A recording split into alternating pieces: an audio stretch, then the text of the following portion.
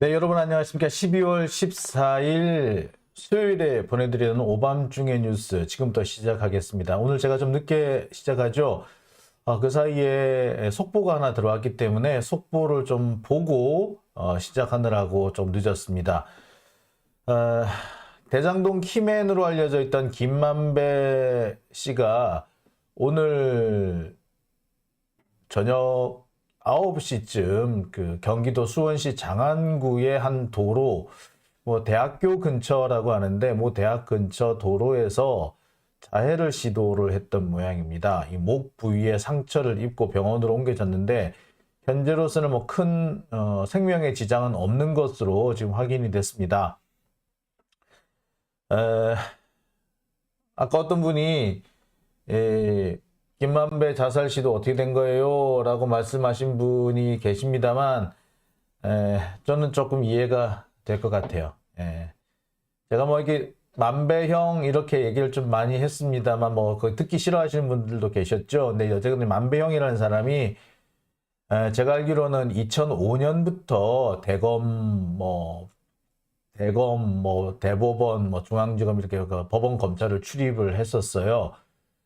그래서, 작년에 화천대유 사건이 터질 때까지 계속해서 검찰과 법원, 대법원 이렇게 들락날락 했던 사람인데, 그러니까 거의 20년 가까이 이 법원과 검찰을 출입을 한 사람이죠. 검찰의 이 습성을 너무나 잘 압니다. 더군다나 한동훈이라는 사람이 어떤 형태의 수사를 한다. 이자가 수사를 그만두려면 어떻게 해야 한다. 정도까지도 알고 있을 거라고 생각이 듭니다.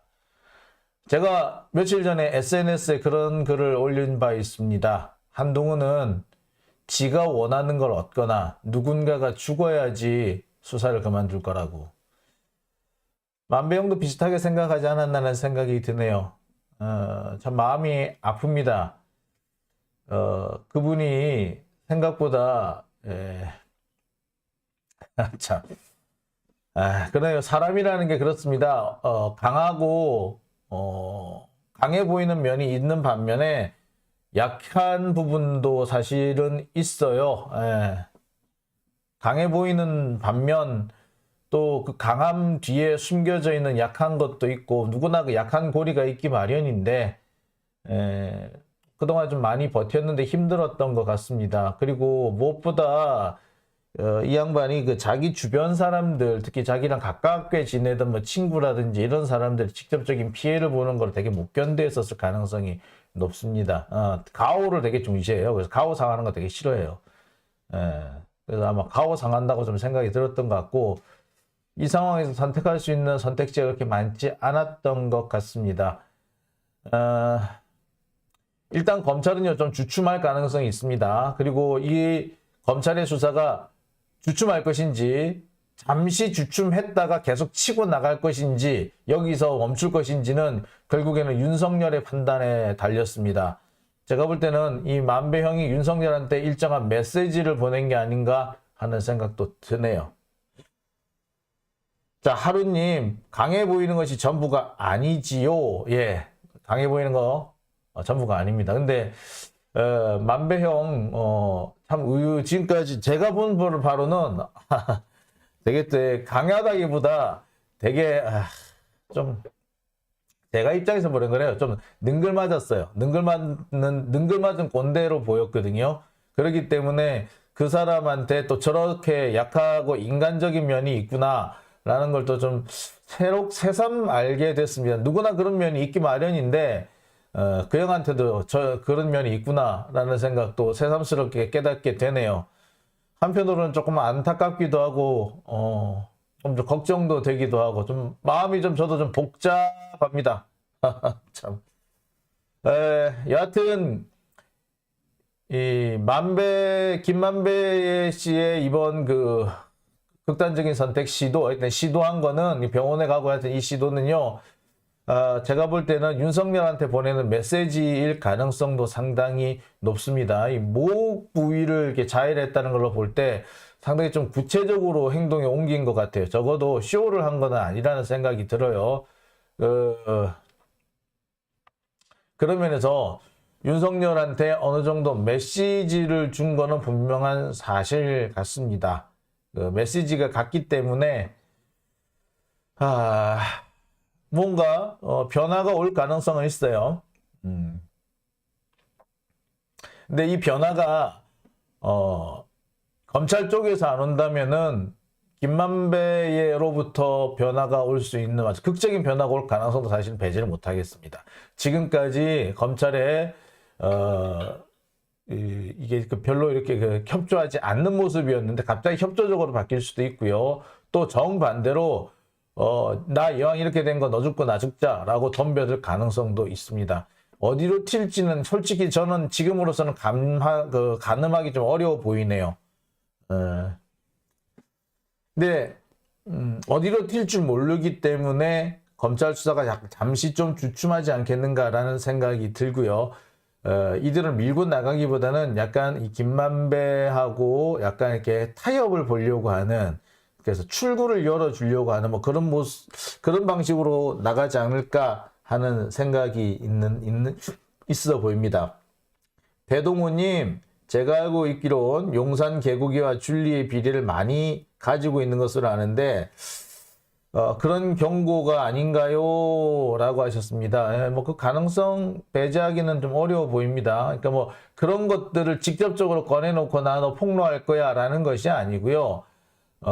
사실 이재명을 얽어내려고 하는, 대장동에서 이재명을 얽어내려고 하는 이 검찰의 시도는요, 기본적으로 만배형이 원하는 진술을 안 해주면은 이 구조가 만들어지지가 않습니다. 왜? 돈을 실제로 건네준 사람, 돈에 이제 대장동에서 대장동 일당들로부터 돈이 나오는 출납 창구, 돈을 만든 사람은 남욱이지만 돈의 출납은 만배형이 하고 있단 말이에요. 따라서 이 만배형이 이 돈이 어디 갈 것 돈이다 라는 것을 어떻게 본인이 제일 잘 알아요. 그래서 유동규한테 줄 돈인지 진짜로 이재명한테 줄 돈이었는지 김용이나 정진상한테 줄 돈이었는지는 어떻게 보면은 김만배 입에 달렸다고 해도 과언은 아니에요. 근데 김만배 씨가 갑자기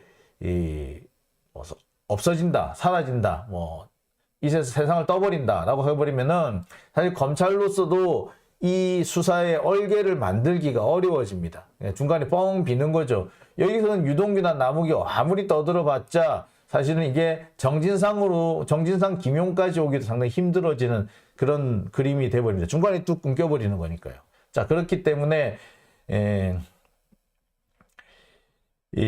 나를 그만 괴롭혀라, 나 자꾸 괴롭히면 무슨 짓 할지 몰라 라는 어떤 경고 메시지는 충분히 됩니다. 그리고 검찰로서도 김만배가 어떻게든 협조는 안 하더라도 살아는 있어야지 이게 법정에서 뭔가를 해볼 수 있는 구조가 되는데 사라져버리면은 아예 법정에서 뭔가를 해볼 수 있는 구조가 안 돼버려요. 아마 좀 더 타협을 들어가려고 하지 않겠는가라는 생각이 좀 드네요. 예. 박소연님, 김만배 화팅하십시오. 참 요즘 들어서 제가 만배형을 안 지가 저도 좀 꽤 됐어요. 2008년 이 무렵부터 제가 이제 처음 출입을 할 때부터 만배형을 알고 있었는데 벌써 한 14년 정도 됐죠. 그런데 지금껏 만병이 불쌍해 보이는 이번이 처음이네요. 그리고 아유, 내가 좀 사람들을 좀 끌어모아서라도 도와달라고 하고 싶다라는 마음이 드는 것도 이번이 처음입니다. 근데 막상 이걸 진짜 이렇게 도와달라고 해야 될지 안 해야 될지 저도 지금 판단이 안 서네요. 여하튼 김만배 씨가 이 윤석열뿐만 아니라 이 법조계 특히 고위 검사들이라든지 고위직에 있는 판사들이라든지 이런 사람들과 상당히 깊은 교분을 해왔던 건 사실이에요. 특히 박영수하고는 아주 가까웠고요. 최재경 검사장하고도 상당히 가까웠습니다. 김수남 검찰총장, 그 다음에 그 앞에 최동욱 검찰총장의 경우도 상당히 가까웠었어요. 여러 가지 상황을 조합을 해볼 때 이 사람은 하여튼 뭐 법조계 고위직이나 고위 인사들하고 많이 가까운 사람입니다.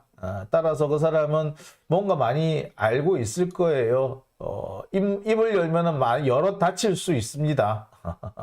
근데 이 사람 성격에 이걸 이렇게 털어놓고 뭐 할 사람은 일단은 아닙니다. 박소연님, 마음 약한 우리 장 기자님. 예, 그렇습니다. 하여튼 뭐, 그렇다고 해서 이 사람이 또 말을 입을 또 전혀 다물고 있는 사람은 아니에요. 또 말하겠다고 마음 먹으면 또 술술술술 잘 나와요. 엄청 잘 나와요. 그러니까, 저로서는 이 사람을 만배형을 좀 가늠하기가 좀 어렵네요. 자, 여기까지 우리 김만배 얘기를 했고요.